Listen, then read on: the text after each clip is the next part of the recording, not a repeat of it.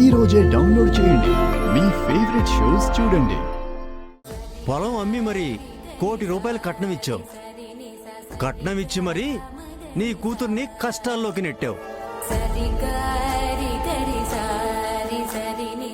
నీ కూతురు రాల్చే ప్రతి కన్నీటి బొట్టుకి కారణం నువ్వే. నేనేం చేసినా నా కూతురు సంతోషపడుతుందనే చేశాను.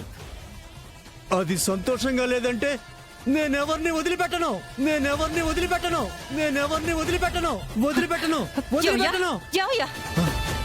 ఏమైంది?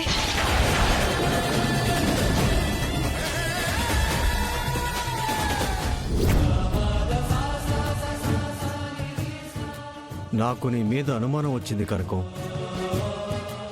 మీరు సఖ్యంగా ఉంటున్నారా?